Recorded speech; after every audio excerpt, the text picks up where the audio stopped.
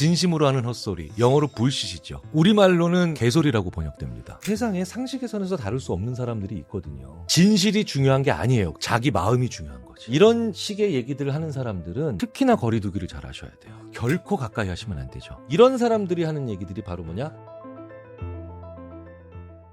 안녕하세요, 한석준입니다. 이 시대의 진짜 대가들의 순도 높은 지식을 전하는 지식인 초대석, 오늘은 대한민국 대표 인지심리학자 김경일 교수님과 함께합니다. 어서 오십시오. 안녕하십니까, 김경일입니다. 첫 번째로 드릴 질문이 참 많은 사람들이 궁금해하는 질문입니다. 성격이 얼굴에 드러난다 이런 말 있지 않습니까? 40이 넘으면 얼굴을 책임져야 된다 이런 말도 있고요. 아니 이게 심리학적으로 말이 되나요? 참 이게 어려운 얘기이긴 한데요. 기본적으로 젊은 시절에 비해서 지금의 얼굴을 비교하면 상당 부분 파악이 가능하다. 이건 가능해요. 지금 얼굴만 보면 잘못하면 험상궂어 보일 수도 있고 아니면 되게 친절해 보일 수도 있는데 친절해 보이는 사기꾼도 있잖아요. 험상궂어 보이지만 완전히 러블리한 분도 계시잖아요. 근데 지금 만약에 50세라면 20살 때 사진과 50세 사진을 놓고 보면 그러면 상당히 많은 경우 보편적인 사람들이 보편적으로 알아맞힌다. 이런 연구들이 꽤 있어요. 그 사람의 성품, 정확한 말씀이죠. 타고난 성격은 못 바꾸지만 성품은 잘 다듬어 갈 수가 있기 때문에 그래서 20대에 가지고 있는 뭐 풋풋함이나 싱그러움이나 아니면 일반적인 그런 거에 비해서 이 사람이 좋은 성품이겠구나 나쁜 성품이겠구나를 예측해 보라고 하면 의외로 잘 맞는다. 네, 이런 연구들이 있죠. 그렇기 때문에 과거에 있는 얘기 중에 뭐 사실은 말도 안 되는 편견을 만들어내는 말들도 있지만 40이 넘으면 자기 얼굴에 책임을 져야 된다 뭐 이런 것 있잖아요. 그 말은 상당히 맞아 떨어지는 부분들이 있죠. 그럼 40이 넘어서 표정이 좀 안 좋아진 사람들은 자기의 삶을 한번 반추하고 지금부터라도 달라지겠다 생각을 해봐야 되겠네요. 이게 피부가 좋고 나쁘거나 아니면 그 외에 외모적인 매력이 있고 없고와는 또 별도의 문제라는 거예요. 그래서 좀 고생을 많이 하고 검게 그을린 얼굴도 보면 와 저분은 좋은 사람일 것 같아요. 아니면 저분은 좀 안 좋은 사람일 것 같아요. 이런 거 있잖아요. 심지어는 왜 사이코패스들 있잖아요. 사이코패스들의 얼굴도 지금 사진만 놓고 보면 속을 수 있지만 과거의 사진과 지금의 사진을 보면 이 사람 좀 이상해요 라고 지목하는 경우가 많더라는 거죠. 그래요. 그런데 그 사람의 과거 사진을 매번 저희가 볼 수 없잖아요. 근데 이제는 어렵지 않게 볼 수도 있죠. 왜? SNS가 워낙 발달돼 있어서. 그래서 너무 과장된 모습, 너무 연출된 모습, 남들에게 과시하기 위한 모습을 보인다. 이건 오히려 이 사람의 성품에 문제가 있겠구나를 과거와 비교하면서 아주 잘 알아차릴 수 있게 오히려 만들어주는 함정이 될 수도 있다는 겁니다. 이 사람이 좀 친절해 보인다라고 할 때는 이게 표정으로 어쨌거나 보이는 거니까 친절한 성격이 표정에 드러나는 걸 말하는 거잖아요. 그러면 표정, 태도, 말 세 가지 중에 뭐가 제일 큰 영향을 미칠까요? 사실 이건 개인차가 좀 있습니다. 그러니까 말이 친절한 분이 계시고 표정은 불친절한데 왜 그러고 계시잖아요. 오다 주웠다 뭐 이런 식으로 약간 그다음에 오히려 표정이 좀 친절하고 말은 퉁명스러운 분도 계시고 삼박자가 다 친절한 분은 오히려 많지 않고요. 사람마다 자기가 주력 상품이라 그럴까요? 약간 태도에 더 혹은 말투, 표정 이렇게. 근데 문제는 이 세 가지가 너무 각기 다른 방향으로 간다. 그러면 사람들이 또 본능적으로 이 사람 좀 위선적인가? 가식적인가? 이렇게 느끼는 경우도 있고요. 하지만 분명한 건 이걸 작정하고 속이는 사람들 있잖아요. 전문적으로 훈련된 사람들 혹은 아주 능숙한 사기꾼 이런 경우에는 도통 변별해내지 못한다. 특히 어떨 때? 대화할 때. 우리가 거기까지는 알아낼 수가 없군요. 그렇죠. 말콤 글래드웰이라고 굉장히 유명한 작가가 있는데 타인의 해석이라고 하는 편에서 대화해봐야 그 사람의 거짓을 알 수 없다. 왜냐? 대화를 하면 내가 목적을 가지잖아요. 아무 생각 없이 물끄러미 쳐다봐라. 그냥 벤치에 앉아서 지나가는 사람 구경하는 사람도 있잖아요. 그런 사람들이 오히려 이상한 사람들 더 잘 잡아내더라. 목적이 없거든요. 말을 하거나 대화를 하면 자기가 생각하고 파악하려고 하고 기대하고 예측하잖아요. 그러니까 생각이 한번 딱 정해지면 그 다음에 생각이 다른 가능성을 열어두지 않거든요. 나의 생각 때문에 지배를 받는군요. 그런데 이렇게 그냥 쳐다보잖아요. 무의미해 보이지만 목적의식 없는 관찰이라고 하는데 이걸 하면은 사람을 파악하기가 훨씬 더 유리해진다. 왜 그거 있잖아요. 내가 어떤 사람과 사업을 해야 된다라고 하면은 그 사업을 잘 아는 사람만 데려가지 말고 그 사업에 아무 관심도 없는 별도의 사람을 데려가서 그 사람을 지켜보게 하는 것도 도움이 된다. 이것도 말콤 글래드웰이 자기 책에서 잘 정리해놓은 그런 대목이죠. 이거 첫 번째 질문부터 너무너무 재밌게 지금 말씀을 해주셨는데 이건 예전에 교수님께서 하신 말씀이에요. 거짓말을 하는 사람보다 진심으로 헛소리하는 사람이 더 대응하기가 어렵다. 본인이 말하는 게 무조건 팩트다라고 확신하는 사람들 있잖아요. 왜 그거는 근거도 없는데 강한 확신을 갖는 걸까요? 진짜 답답하시죠? 예. 저는 얼마나 답답하겠습니까?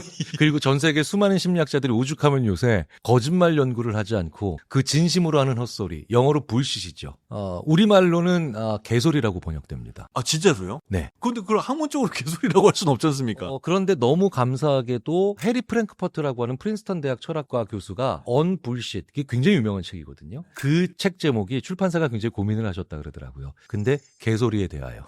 아예 그렇게 적으셨어요. 감사합니다. 저도 그러면 뭐 정확한 발음으로 쓰도록 하겠습니다. 개소리라고. 이 개소리를 왜 이렇게 믿는 거예요? 거짓말을 한다는 건 내가 진실이 아닌 것을 얘기한다는 걸 알고 있다는 거죠. 다시 말해서 진실이 무엇인지를 알고 있다는 거죠. 그러니까 거짓말을 하는 사람들은 팩트 체크를 하면 무너지게 돼 있어요. 내가 진실이 이건데 이걸 얘기하고 있으니까. 그런데 이 불쉿, 개소리는 진심으로 하는 헛소리니까 진실에 1도 관심이 없어요. 세상에 제일 설득하기 어려운 사람이 관심이 없는 사람이에요. 종교가 있는 사람이 개종이 쉽지 무신론자를 종교를 믿게 만드는 게 더 어렵잖아요. 사이비 종교 같은 게 아직도 남아있으니까요. 정확하게 말씀하신 거예요. 사이비 종교예요. 개인 맞춤 특화된. 사이비 종교를 믿는 것과 같은 심리적인 방식이라는 얘기죠. 자기가 교주인 거죠. 그러면 교주들은 어떻게 얘기합니까? 내 마음이 중요한 거야. 그러면 이런 개소리들을 우리는 실생활에서 이상하거나 흑화된 사람들을 통해서만 보는 게 아니라 우리도 가끔 일상생활에서 합니다. 이런 것들이 있죠. 예를 들어서 제가 야구 좋아해서 야구 선수들이랑 가끔 얘기를 하는데 예전에 어떤 투수가 자기 감독님이 그렇게 자기 공을 마음에 안 들어 한대요. 그런데 자기가 정말 독하게 마음을 먹고 그 감독님이 원하는 궤적으로 딱 그 위치에 공을 완벽하게 꽂아 넣을 수 있는 연습을 했대요. 그래서 그 감독님이 잠시 해외 나갔다가 돌아온 그때 그 감독님이 원하는 공을 완벽하게 그것도 한 번도 아니고 10개를 내리꽂았대요. 근데 그 감독님이 안 돼. 계속 그러더래요. 그래서 왜요? 이랬더니 뭐라는 줄 아세요? 혼이 담겨져 있지 않았어. 그러니까 진실이 중요한 게 아니에요. 그 감독님한테도. 자기 마음이 중요한 거지. 아니, 제가 대화에 대한 강의를 하면서 누군가를 변화시키고 싶다면 사실을 계속 얘기해봐야 안 먹힌다. 그 사람을 감정적으로 끌어오는 게 더 필요하다라는 말을 하는데 이런 사람들은 자기의 진심이 중요하다라고 주장을 하면 뭐 어떻게 설득을 해야 되나요? 대화를 얘기하고 강의하는 한 작가님 입장에서는 정말 고통스러운 일이에요. 예. 그러니까 그게 심리학의 영역으로 온 거예요. 논리적이고 수사적이고 기본적으로 사람이 가져야 될 소양의 영역에서 다루면 안 된다는 거예요. 그러니까 상식의 선에서 지금 얘기를 하고 계시잖아요. 네. 근데 세상에 상식의 선에서 다룰 수 없는 사람들이 있거든요. 이 문제는 심리학으로 넘어 들어왔다는 건 이미 병적인 증세라고 생각이 되기 때문에 지금 하고 있는 겁니다. 그러니까 우리 모두에게 조금씩 마음의 병이 있죠. 그러니까 우리도 가끔 이런 개소리를 할 때가 있어요. 제가 옛날에 했던 개소리가 뭐냐면 집에 들어왔는데 아이들 둘이 TV에 빠져서 저한테 인사를 안 한 거예요. 난 들어오면 아빠 왔다 뭐 이러면 아빠 이렇게 해줘야 되는데 그러니까 제가 약간 마음이 상했죠. 계속해서 마음이 안 좋은 상태인데 첫째 아이가 밥을 먹다가 얘기를 막 하면서 밥알이 하나 텄어요. 제가 그래서 어디 밥 먹는데 그렇게 시끄럽게 먹어. 이게 개소리예요. 지금 이 진실은 밥알이 하나 튄 게 진실이거든요. 7살짜리 아이가 밥알 하나도 안 튀고 먹으면 그게 더 이상한 거죠. 여기서 제일 중요한 건 뭐예요? 저의 상한 마음이 중요한 거예요. 그러면 인간은 이상한 소리를 하게 돼 있다는 거예요. 자기의 마음이 중요하죠. 누구나. 하지만 자기의 마음만 중요한 사람들이 개소리를 만들어내기 굉장히 좋은 상태고요. 그렇기 때문에 자기의 마음을 잘 모르는 사람이 개소리에 잘 현혹된다. 지금 말씀하신 그 케이스에 내가 지금 기분이 나쁜 이유가 내가 집에 왔을 때 아이들이 나를 환영하지 않아서라는 걸 만약에 스스로 깨달을 수 있다면 그렇다면 밥풀이 튀는 모습을 봐도 좀 더 편안하게 대할 수 있다는 뜻인가요? 그렇죠. 왜냐하면 제가 거기서 했어야 되는 행동은 뭔지 아세요? 야, 아빠 왔는데 아무도 인사 안 하니까 아빠 속상해. 제가 마땅히 그렇게 얘기했어야 되죠. 그래야 그 다음에 이상한 소리를 안 할 수 있죠. 근데 저는 왜 그 얘기를 안 했을까요? 나는 우월한 사람이니까 마음이 상하면 안 되는 거예요. 이걸 가지고 왜 마음이 상했다는 얘기를 제가 못했을까요? 제가 어른이니까, 제가 부모니까, 즉 다시 말해서 내가 우월하다고 생각했으니까. 그러니까 그런 마음 얘기를 하면 약한 사람이 된다고 착각을 해서. 그렇다면 개소리를 얘기하는 사람한테 개소리다 헛소리다라고 바로 잡아주면 그 사람들의 신념체계를 무너뜨릴 수 있느냐? 없거든요. 그럼요. 화를 내죠. 그래서 각자가 개소리에 대해서 저항할 수 있는 능력을 키워야 되잖아요. 그러면 그 저항 능력이 어디서 생길까? 어떤 사안이나 어떤 현상 혹은 사회적으로 어떤 특정한 무엇인가에 대해서 자기 정의가 있는 사람들은 개소리에 절대 안 흔들린다는 겁니다. 그러니까 예를 들어서 제가 이제 숭실대학교 철학과 김선욱 교수님한테 저스티스 교수님한테 정의는 뭐예요? 왜냐면 그 김선욱 교수님이 정의란 무엇인가 그 책을 번역하시고 감수하셨거든요. 아, 그러죠. 그분이 딱 나와서 얘기하시는 게 뭐냐? 나한테 정의란 말이지 김 교수. 내가 살고 싶은 사회에 필요한 사람으로 살아가는 거야. 그게 그분의 정의예요. 그런 정의가 있는 사람들은 이상한 개소리 안 당한다는 거예요. 저는 김선욱 교수님의 그 말에 딱 듣자마자 저는요 강자가 약자를 절대로 쉽게 보지 않는 사회가 정의로운 사회입니다. 그러면 그 두 정의는 만날 수 있어요. 그러니까 데피니션과 데피니션, 정의와 정의가 있는 사람들은 논쟁과 논의를 할 수 있는데 우리나라에 왜 토론이 안 되냐라고 물어보시면 그 현상에 대해서 자기 정의가 없는 사람들이 나와서 남의 정의 혹은 자기 고집을 가지고 나와서 싸우니까 안 되는 겁니다. 우리가 그런데 학교 다닐 때부터 그런 문제를 풀질 않잖아요.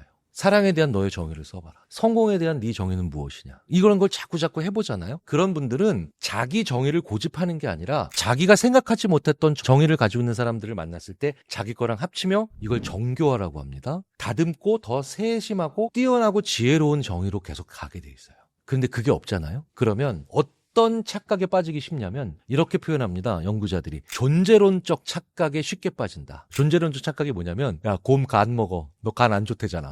야, 호랑이 눈 먹으면 눈 좋아져. 자, 보세요. 지금 개소리에 휘둘리고 있는 사람들이 전부 다 그런 생각하고 있는 사람들이죠. 뭐 하면 뭐다. 그러니까 아주 표피적인 특성 하나가 딱 이거야 라고 하면 거기에 올인을 하고 쉽게 현혹당하는 분들이죠. 재밌는 건 교육 수준과 소위 말하는 소득 수준과 무관하다는 겁니다. 제일 쉽게 현혹당하는 사람들이 교육 수준 높은 자기 정의 없는 사람들. 그런 생각 해보지 않은 사람들. 오히려 더 쉽다는 거예요. 왜 사이비 종교에 현혹당해서 사기당하는 분들 보면 굉장히 좋은 대학 나와서 고소득 전문직에 종사하는 분들 많이 계시잖아요. 그게 바로 그런 과정을 거쳐 나오는 거죠. 그래서 자기 삶에 대해서 중요한 것들이 있죠. 내 삶에서 돈도 중요하고 집도 중요하고 가족도 중요하고 이렇다면 그것에 대해서 끊임없이 정의를 내려보셔야 되고, 그리고 이런 사석이나 아니면 다양한 자리에서 나한테 가족이란 말이지 이런 거야. 나한테 성공이란 말은 이런 거지. 그런 얘기를 하다 보면 계속해서 유사한 정의, 조금 다른 정의를 가진 사람들을 만나고 같이 호흡하죠. 그 사이에서 정의가 더 정교해지면서 성장하는 거예요. 이제 개소리 한다는 게 결국엔 내 진심만 있으면 진실이 좀 틀려도 상관없다라고 생각하는 거지 않습니까? 저는 그 말씀을 들으면서 이거 나르시시스트랑 비슷한 거 아닌가? 언제나 나만 맞다고 생각하면 그거하고 같은 겁니까? 다른 겁니까? 일부 겹치죠. 하지만 분명히 구분되는 특징이 있죠. 내가 잘난 것보다 중요한 게 남이 못나야 돼요. 나르시시스트가 그건가요? 네. 그러니까 뭐냐면 자존감과의 가장 중요한 차이가 이건데요. 자존감이 좋은 사람은 한 과장 이번에 일 잘했어 라고 하면 자기 부장님한테 아유 저희 과 애들이 원래 한기량해요 이렇게 얘기해요. 나는 이렇게 뛰어난 친구들과 같이 호흡을 맞추고 있다. 그런데 나르시시즘에 빠진 한 과장이라면 이렇게 얘기하죠.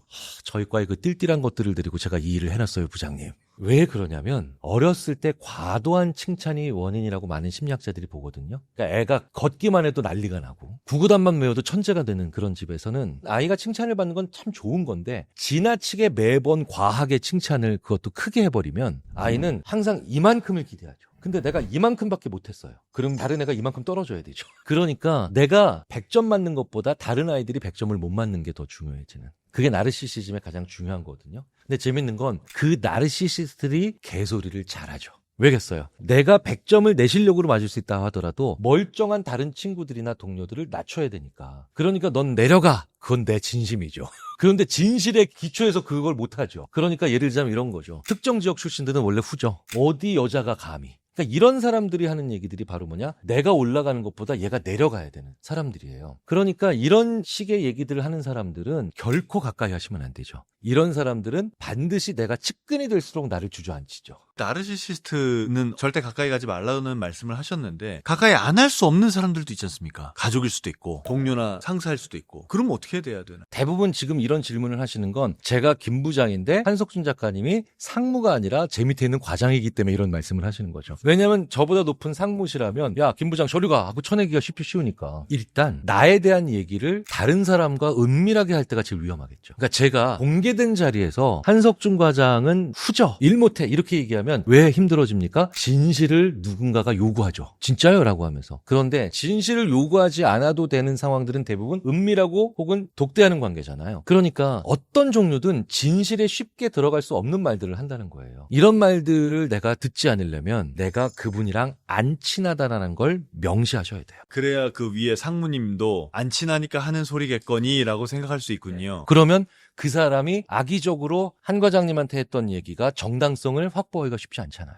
그러면 또 반대로 이제 그 상무님 입장에서도 역할이 필요해요. 약간 그런 느낌 있는 사람들은 절대 독대하시면 안 돼요. 그리고 특히 언제? 공을 논할 때. 이런 경우에는 나르시시스트 김 부장을 항상 실적이든 공이든 칭찬하실 때 여러 사람 앞에서 칭찬하셔야 돼요. 한 과장의 공을 빼앗지를 못하죠. 그래서 독대해서 해야 되는 얘기들이 있고요. 독대하면 안 되는 스타일의 얘기들이 있죠. 공은 독대해서 얘기하면 안 돼요. 근데 굉장히 많은 리더들이 자기 개인이 그 상을 주는 걸로 하고 싶어요. 근데 그게 되게 나르시스트를 오히려 나한테 오게 만드는 방법이 될 수도 있다는 거예요. 정말 많은 기업에 가보면 예전에 작은 조직이었을 때처럼 상을 줘요. 그게 뭐냐? 내가 주는 상인 거예요. 하지만 그 조직이 10명, 20명 있었던 작은 스타트업이 아니라 100명, 200명 가는 중견기업 혹은 더 커지는 기업이 되면 이때부터 리더가 하셔야 되는 임무 중에 하나가 바로 뭐냐? 리더의 이름을 상에서 빼셔야 돼요. 조직이 상을 주시는 걸로 해야 돼요. 이 영상을 보고 있는 많은 대표님들이 권리를 빼앗기는 기분이 들 것 같기도 해요. 조직 이름으로 준다는 게 뭔가요? 예를 들어서 지식인사이드라면 지식인사이드에서 누군가에게 상을 줬어요. 그러면 지식인사이드 대표 누구누구누구 써 있잖아요. 그 이름을 빼란 얘기. 그렇죠. 그럼 어떻게 상을 주나요? 그냥 지식인사이드. 지식인사이드에서 이 상을 드립니다. 이렇게 되는 건가요? 네. 그러면 그 상은 훨씬 더 생명력이 있어요. 프로야구 MVP 누가 줘요? KBO 총재가 줘요? 그냥 전달하잖아요. 골든글러브 누가 줘요? 기자들이 주죠. KBO 총재님이 주지 않잖아요. 그 기자들이 주는 상이기 때문에 오히려 더 신뢰가 있죠. 그게 조직이 주는 상이에요. 그럼 대한민국 훈장은 대통령이 주잖아요. 근데 대한민국이 주는 상이라 그래 보세요. 그게 또 있어 보이네요. 그죠. 대통령이 누구냐에 따라서 연연하지 않아도 되잖아요. 이것도 한 번쯤 상을 정의 내려보자니까요. 그러면 교통정리를 좀 하거나 최소한 안 해봤던 일을 시도할 수도 있겠죠. 우리나라는 이젠 리더 한 사람이 좌지우지할 수 있는 그런 작은 나라가 아니거든요. 이미 시스템이 돌아가고 있는 나라고요. 한국이 얼마나 강한 생명력을 가지고 있는 하나의 생명체 같은 사회를 보셨잖아요. 다시 한번 정말 생각하게 됩니다. 왜 자기의 고민 상담하는 친구들 많이 있지 않습니까? 근데 고민 상담을 하는 친구들 가운데 어떤 사람들은 주변 친구들의 집중을 다 자기가 가지고 싶어서 계속 자기의 어려운 얘기만 끊임없이 하는 사람들도 있거든요. 그런 사람들한테는 어떤 식으로 할 수 있나요? 몇 가지 유형이 있죠. 이걸 전략적으로 나를 옴짝달싹 못하게 하기 위해서 한다. 이건 거의 소시오패스의 범주에 넣어요. 그런데 이제 그런 아주 병리적이거나 못된 사람들을 빼고 다른 두 번째 유형이 좀 더 많죠. 이게 뭐냐? 내가 상담을 하니까. 결국 내가 들어주니까. 그래서 이분들은 나밖에 대안이 없으니까. 그래서 이런 분들은 내가 한번 좀 생각을 해보셔야 돼요. 사실 근데 상대방이 내 말을 들어준다는 건 엄청난 매력이고 엄청나게 좋은 일이에요. 제가 학교 선배들 골프 잘 친 날마다 SNS로 골프 잘 치면 올리잖아요. 항상 전화해요. 왠지 아세요? 그날 다 사주거든요. 야, 세상에서 골프 잘 친 얘기 제일 잘 들어주는 애가 경일이야. 그 형이 저한테 그러는 거예요. 이 세상에서 나 골프 잘 친 얘기 들어주는 사람은 너밖에 없다. 와이프도 안 들어준다. 애들도 안 들어준다. 그 자리에 있는 모든 선배들이 그 얘기에 동의하더라고요. 자기 얘기를 안 끊고 들어주는 사람을 거의 사람들이 가지고 있지 않아요. 그걸 전문적으로 하는 직업을 카운셀러라고 하죠. 상담의 기본이 뭐냐면 너의 입을 닫고 상대방의 얘기를 절대로 끊지 말고 끝까지 들어라. 그러니까 어떻게 끊으셔야 되냐면 그러니까 네 말은 이런 거구나 라고 요약을 자꾸 하셔야 돼요. 그게 가장 기분 나쁘지 않게 그 사람의 얘기를 경청한다는 느낌을 주면서도 그 사람을 자꾸 불편하게 만드는 거예요. 그 불편함은 불쾌한 불편함이 아니라 그냥 편리하지 않다는 뜻이 돼요. 세 번째 유형이 바로 뭐냐? 내가 아예 감정 배설소인 경우들이 있어요. 내가 상담을 하기 때문도 아니고 그냥 나한테 배설하는 그런 사람들이 있죠. 이런 사람들은 안 좋은 형태로 불안형이라 그래요. 불안형이 뭐냐면 자기는 부정하고 타인을 긍정하는 그런 사람이거든요. 그러니까 나를 싫어해서가 아니라 그냥 나라는 사람의 기능에 그냥 올인해버리는 사람들이에요. 이건 어떻게 보면 첫 번째 유형보다 더 힘들 수도 있어요. 심지어는 저는 약간 개인적으로 대화할 때는 쓸 수 있는 가벼운 욕설도 합니다. 그 사람한테는 욕설이 아니라 어떤 일들에 대한. 그러니까 오늘 날씨 더럽게 덥네. 전 젠장. 약간 그런 욕설을 쓰면서 네가 함부로 배설할 수 있는 대상이 아니고 약간은 위험할 수도 있으며 약간 거친 측면이 있다는 걸 좀 얘기를 해주죠. 쉽지 않아요. 그래서 거리 두셔야 되는데 이게 무슨 얘기냐면 거리를 둔다는 건 관계를 끊고 의절하는 게 아닙니다. 그 사람한테 자연스럽게 얘는 토요일 일요일 날은 연락이 안 되는 애구나. 그러니까 공유 면적을 줄여나가는 거예요. 그게 거리 두기의 핵심입니다. 물론 그 사람이 나한테 그래도 여전히 내 옆에 있을 가치가 있는 친구고 공존해야 되는 친구다라고 하면 특히나 거리 두기를 잘 하셔야 돼요. 참 서서히 가는 것도 굉장히 어렵겠습니다. 제가 정말 안타까웠던 후배 하나는 그 후배는 당하는 쪽이었는데 후배 애인이 굉장히 그런 사람이었어요. 결혼을 결정한 이유는 뭐야? 그랬더니 이 사람은 나 아니면 안 될 것 같아요 라는 말을 하는 거예요. 나는 그 상대방을 위해서 희생한다는 뜻이기도 하잖아요. 그런 선택을 하는 마음은 뭔가요? 타인의 평가를 우선순위로 두는 경우가 많아요. 상당히 많은 부분을 심리학자들은 이런 사람을 품는 나를 다른 사람들이 참으로 좋은 사람이라 평가할 거야. 사실은 그 마음을 더 많이 봅니다. 이타적인 사람은 필연적으로 남의 시선과 평가에 신경을 쓸 수밖에 없어요. 세상 사람들의 시선을 전혀 신경 안 쓰면 진짜 그건 나쁜 사람이 되기가 너무 쉬우니까요. 근데 지나치다는 게 문제인 거예요. 인간은 그만큼 남의 인정, 남의 평가, 남의 존중, 존경받고 싶어 하거든요. 한번 곰곰이 그래서 자기한테 한 번 더 질문을 해보시면 어떨까 싶어요. 그게 전형적으로 옆에서 도움 주기가 대단히 어려운. 그런데 굳이 그렇다도 도움을 주시고 싶다면 내가 버려야 될 사람은 확실히 버리고 끊어야 될 사람은 확실히 끊는 사람이 제일 멋있는 사람이라고 얘기를 해주는 거지. 끊어내는 거에 대한 장점을 말해준다는 뜻이죠. 그 친구분이나 동료분을 주인공으로 하지 말고 왜 그건 방어하니까. 이런 식으로 해보시면 암시가 되지 않을 수 있을까 한번 생각을 해보기는 해요. 그 어른아이라고 요새 부르기도 하던데 이 공통점이 자기가 화가 났을 때 그걸 참지 못하고 터뜨리는 거라고 얘기를 해요. 그런 사람들은 어떠한 거라고 보시고 또 어떻게 대처해야 되나요? 사실 그 애덜트 차일드라고 하죠. 어른아이를 영어로. 애덜트 차일드가 되게 재밌게도 로렌스 스테인버그라고 하는 심리학자가 쓴 책의 제목이에요. 그 책의 한국 제목이 50이 되면 육아가 끝날 줄 알았다 했어요. 사실은 굉장히 많은 게 그게 설명이 됩니다. 어른이 됐는데도 감정 조절 못하는 사람들은 성장 과정에서 감정을 부모가 대신 울어주고 대신 화내주고 심지어 대신 좋아해주고 점수를 받았는데 아이가 기뻐하는 것보다 엄마가 더 기뻐해. 약간 생각해 보셔야 돼요. 아이는 100점 맞았는데 하고 있는데 부모님이 더 좋아해. 그럼 아이는 뭐예요? 부모를 위해 100점을 받은 거죠. 그래서 감정의 주인공이 아이가 주인공이어야 될 때는 아이가 주인공이 돼야 돼요. 애가 뭘 하는 게 다 하나하나가 너무너무 소중하고 숙제 같은 거 여기서 여기까지 페이지 많아 보이는데 그걸 다 해내면 너무너무 대견한 거예요.